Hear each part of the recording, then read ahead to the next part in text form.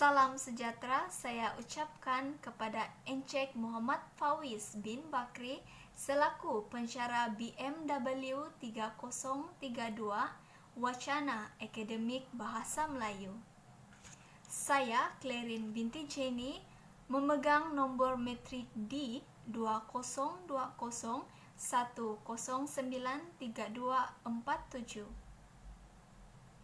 Dalam video ini saya akan mempersembahkan satu pengucapan awam yang bertajuk cara-cara menjaga kesihatan dalam kalangan masyarakat di Malaysia. Menurut Penubuhan Kesihatan Sedunia WHO, kesihatan adalah setiap individu mempunyai kesejahteraan yang sempurna secara menyeluruh, iaitu dari segi fizikal, mental, sosial dan bukannya bebas dari penyakit sahaja. Tubuh badan merupakan jasad penggerak untuk melakukan aktiviti seharian. Oleh itu, kesihatan perlulah dijaga secara menyeluruh, iaitu dari segi intelek, emosi, rohani dan jasmani. Era pasca perindustrian dan era pasca globalisasi yang semakin pesat di Malaysia telah mengubah corak pemikiran rakyat Malaysia, iaitu hanya bergantung kepada kecanggihan dan kemodenan teknologi perubatan untuk merawat penyakit. Rakyat Malaysia haruslah sedar bahawa kecanggihan dan kemodenan teknologi perubatan hanya merawat dan bukannya mencegah. Mentaliti rakyat Malaysia hendaklah menjauhi penyakit. Oleh itu, saya menyarankan kepada rakyat Malaysia untuk mengamalkan amalan gaya hidup sehat. Menurut Roslan Daud, amalan gaya hidup yang sehat menjamin kesehatan hidup dan kesejahteraan hidup. Dalam pengucapan awam ini saya undurkan diri dengan memberikan cara-cara menjaga kesihatan dalam kalangan masyarakat di Malaysia. Tuan-tuan dan puan-puan, cara yang pertama untuk menjaga kesihatan adalah dengan mengamalkan pemakanan yang sehat.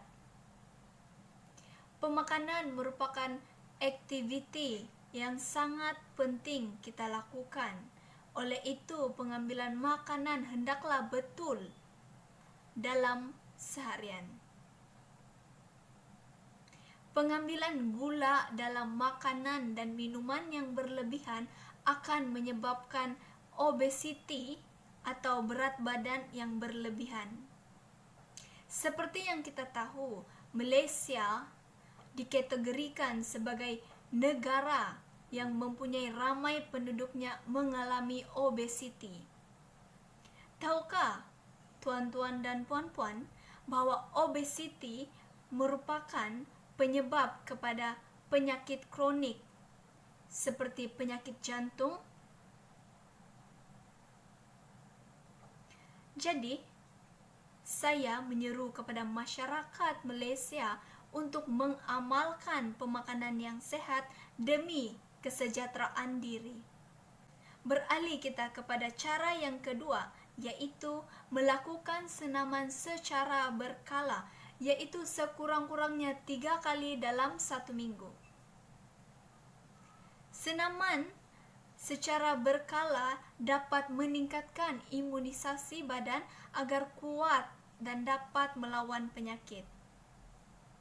Melalui senaman, kita dapat membuang toksin dalam badan melalui proses peluh.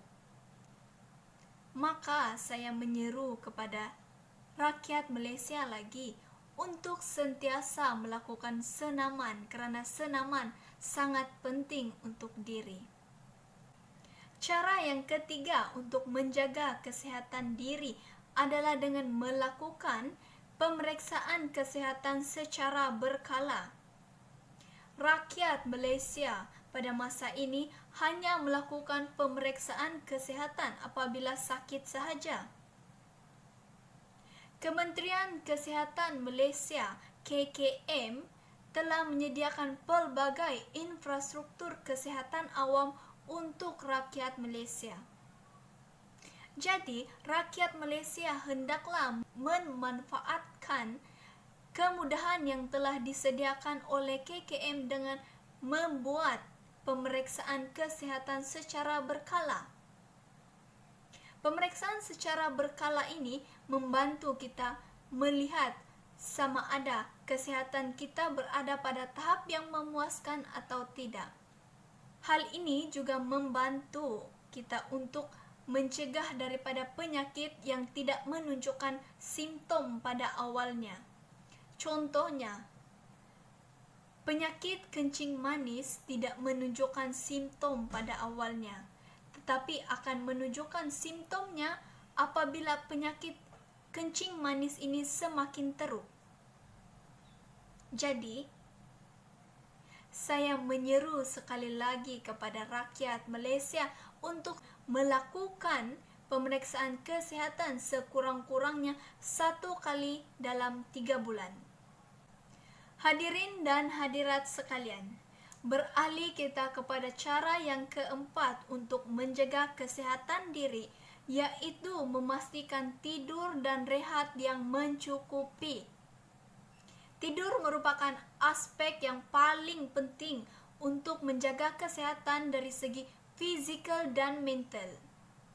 Oleh itu, rakyat Malaysia perlulah tidur sekurang-kurangnya 6 jam dalam sehari.